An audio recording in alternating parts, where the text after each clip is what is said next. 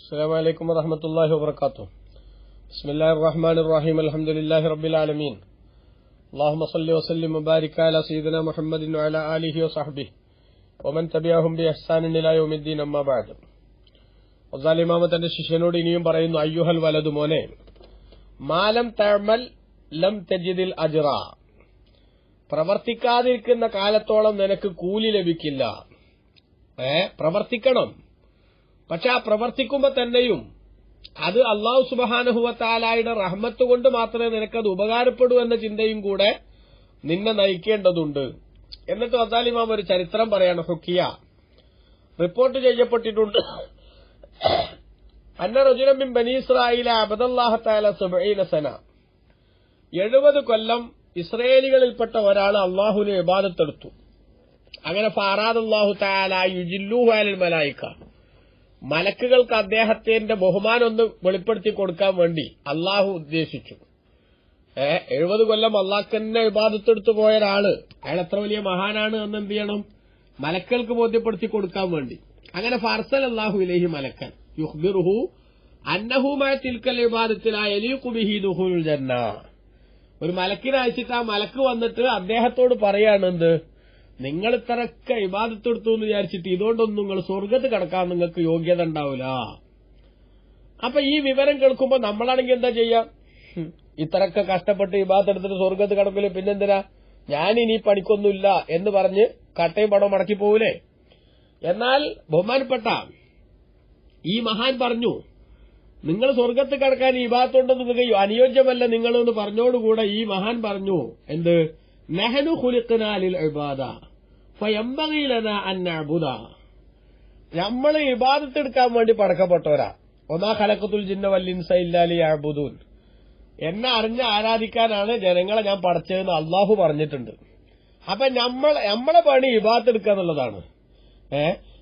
അതിന് അള്ളാഹ് സ്വർഗത്ത് കടത്തണോ കടത്തണ്ടേ അതൊക്കെ അള്ളാഹുവിന്റെ വിഷയമാണ്. നമ്മളെ ഡ്യൂട്ടി നമ്മൾ കൃത്യമായിട്ട് നിർവഹിക്കണം. ആ ഡ്യൂട്ടി നിർവഹിക്കാണ് ഇപ്പൊ ഞാൻ ചെയ്യണത്. അഥവാ എന്റെ വിവാദത്തിന്റെ ലക്ഷ്യം സ്വർഗത്തിലെത്തുക, ഈ വിവാദത്ത് ചെയ്താൽ ഞാൻ സ്വർഗത്തിലെത്തുന്നൊന്നുമല്ല, മറിച്ച് അള്ളാഹു എന്നോട് ഇങ്ങനെ ചെയ്യാൻ പറഞ്ഞിട്ടുണ്ട്, അതുകൊണ്ട് ചെയ്യാണ്. അങ്ങനെ ഫലം മറജാൽ മലക്ക് മടങ്ങിപ്പോയപ്പോൾ മലക്ക് അള്ളാഹുവിനോട് പറയാ, ഇലാഹി അന്ത അഅലമു ബിമാ ഖാല, ആ ഇസ്രയേലി ആയിട്ടുള്ള നല്ല മനുഷ്യൻ പറഞ്ഞത് നിനക്ക് അറിയാലോ പടച്ചോനെ.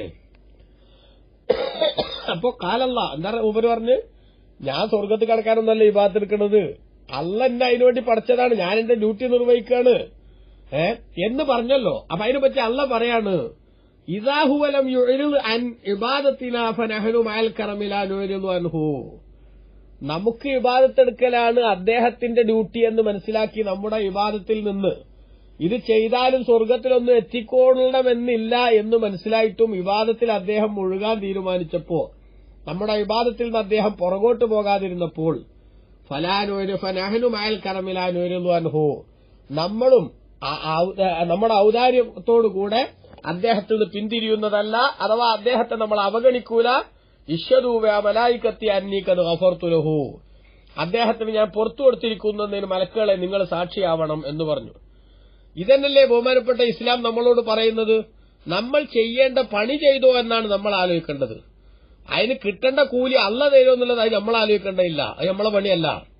ഹാസിബു അൻഫുസക്കും ഖബല അൻ തുഹാസബു, വിശുദ്ധ ഇസ്ലാമിന്റെ ഏറ്റവും പ്രസിദ്ധമായിട്ടുള്ള ഒരു സ്റ്റേറ്റ്മെന്റ് ആണല്ലോ ഇത്. ഹാസിബു അൻഫുസക്കും, നിങ്ങളുടെ ശരീരങ്ങളെ നിങ്ങൾ വിചാരണ നടത്തണം. ഖബല അൻ തുഹാസബു, നിങ്ങൾ വിചാരണക്ക് വിധേയരാകുന്നതിന് മുമ്പ്. വസിനു അഅ്മാലക്കും ഖബല അൻ തൂസനു, നിങ്ങളെ തൂക്കിക്കണക്കാക്കപ്പെടുന്നതിന് മുമ്പ്, അഥവാ നിങ്ങളുടെ അമലുകളെ തൂക്കിക്കണക്കാക്കപ്പെടുന്നതിന് മുമ്പ് നിങ്ങളുടെ അമലുകളെ നിങ്ങളൊന്ന് തൂക്കണം, എത്ര ഉണ്ടത്. അതാ മുമ്പ് നമ്മൾ പറഞ്ഞില്ലേ, 40 വയസ്സ് കഴിഞ്ഞതിന് ശേഷം ഒരാളുടെ ഷെറിനേക്കാൾ ഖൈറ് മുൻതൂക്കമാവുന്നില്ലെങ്കിൽ അവന്റെ കാര്യം പോക്കാണെന്ന് പറഞ്ഞില്ലേ. അപ്പൊ നമ്മൾ എത്ര അമല് ചെയ്യുന്നുണ്ട് നമ്മൾ എന്താക്കണം, നമ്മൾ തൂക്കിക്കണക്കാക്കണം. കാരണം ഒരു മനുഷ്യനെ സംബന്ധിച്ചിടത്തോളം എന്റെ ഡ്യൂട്ടി നിർവഹിച്ചോ എന്നറിയാനാണ്, അല്ലാതെ അതുകൊണ്ട് സ്വർഗത്ത് കടക്കും എന്നല്ല അവന്റെ കണക്കൂട്ടൽ. കാരണം എന്താ, ഇമാം തുടർന്ന് പറയാം, വഖാല അലിയു റളിയല്ലാഹു അൻഹു, അലി റളിയല്ലാഹു അൻഹു പറഞ്ഞിരിക്കുന്നു, മൻ ലന്ന അന്നഹു ബിദൂനിൽ ജുഹദി യസിലു ഫഹുവ മുതമന്നിൻ, ഒരധ്വാനം അല്ലാതെ നേരെ അങ്ങ് സ്വർഗത്തിലേക്ക് പോകാം എന്നാരെങ്കിലും വിചാരിക്കുന്നുവെങ്കിൽ ഫഹുവ മുതമന്നിൻ, അവൻ അള്ളാഹുവിന്റെ മേൽ അനാവശ്യമായിട്ട് ഒരാഗ്രഹം വെച്ച് നടക്കുന്ന ആളാണ്. അനാവശ്യമായിട്ട് ആഗ്രഹം വെച്ച് നടക്കുക. ചെയ്യേണ്ട പണിയൊന്നും ചെയ്യാതെ അല്ല എന്നെ കടത്തിക്കോളും സ്വർഗത്തിലേക്ക്, എന്നെ നരകത്തിലിട്ടിട്ട് പടച്ചോനെന്ത് കിട്ടാനാണ് എന്ന് പറയുന്ന ആ ശൈലി ഉണ്ടല്ലോ, ആ ശൈലി ഒരിക്കലും ശരിയല്ല. എന്നാലോ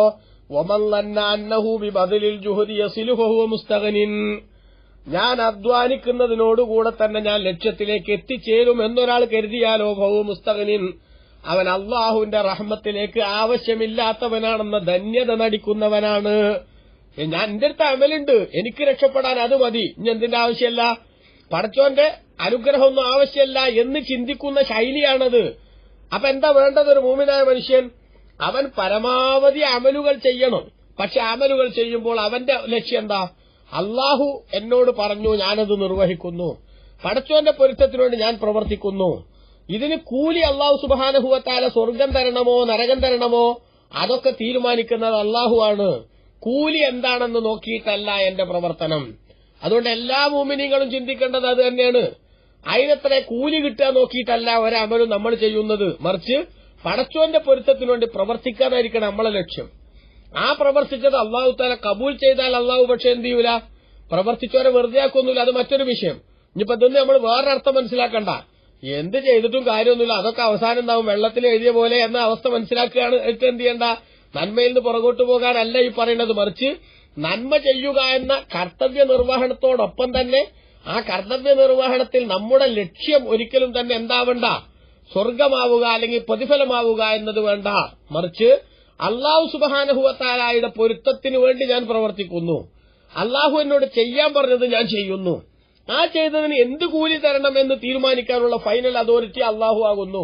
അവൻ എന്ത് വേണമെങ്കിലും തീരുമാനിച്ചോട്ടെ എന്നാണ് ഹസൻ ബസരി റളിയല്ലാഹു അൻഹു പറഞ്ഞതായി ഗസാലി ഇമാമിനെ ഉദ്ധരിക്കുന്നു. തലബുൽ ജന്നത്തി ബിലാ അമലിൻ ദംബും മിനദ് ദുനൂബി, ഒരു പ്രവർത്തനവും നടത്താതെ സ്വർഗം ചോദിക്കാന്നുള്ളത് അത് ദോഷങ്ങളിൽപ്പെട്ടൊരു ദോഷമാണ്.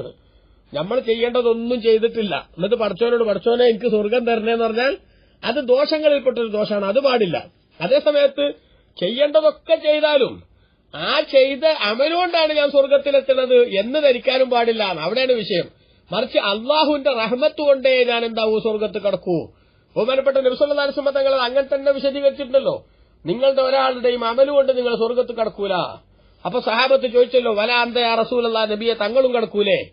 തങ്ങളും അമലുകൊണ്ട് സ്വർഗത്ത് കടക്കൂലേ? എത്ര അമല റസൂലുള്ളാഹ്ക്ക്?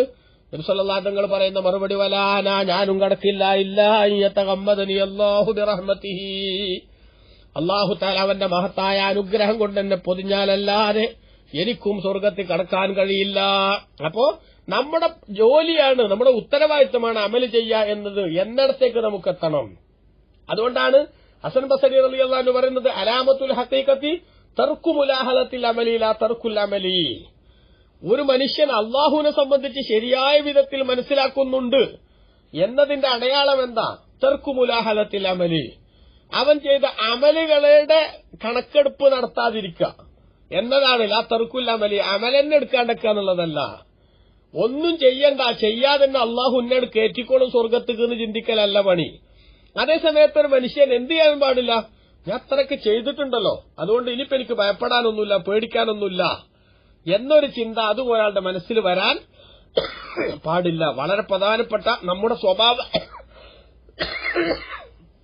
രൂപീകരണത്തിൽ ശ്രദ്ധിക്കേണ്ട കാര്യങ്ങളാണ് ഇമാം ഗസാലി റളിയല്ലാഹു അൻഹു പറയുന്ന മൊഴിമുത്തുകൾ. അതൊക്കെ ഹദീസുകളിലും അതേപോലെ തന്നെ മഹാന്മാരുടെ വാചകങ്ങളിലും കൃത്യമായി വന്നിട്ടുള്ള സംഗതികൾ തന്നെയാണ് എന്ന് നമ്മൾ മനസ്സിലാക്കണം.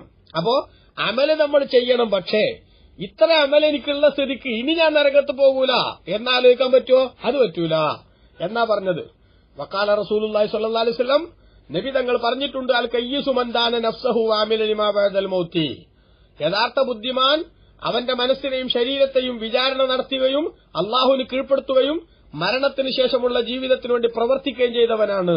എന്നാൽ വൽ അഹ്മഖു, ഏറ്റവും വലിയ വിഡ്ഢി, മനിത്തബാ ഹവാഹു വതമന്ന അലല്ലാഹി തആല അല്ലമാനി, അവന്റെ ഇച്ഛകൾക്കനുസരിച്ച് താൽപര്യങ്ങൾക്കനുസരിച്ചൊക്കെ അവൻ മുന്നോട്ട് പോവുകയും എന്നിട്ട് അള്ളാഹുവിന്റെ മേലിൽ അവൻ വലിയൊരു കൊതി വെച്ച് കൊതിക്കുകയും ചെയ്തു, പടച്ചോനെ കടത്തിക്കോളും സ്വർഗത്തേക്ക്.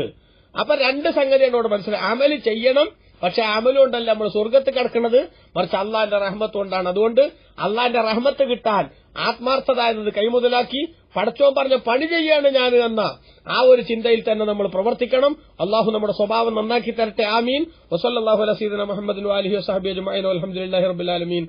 വസ്സലാമു അലൈക്കും വറഹ്മത്തുള്ളാഹി വബറകാതുഹു.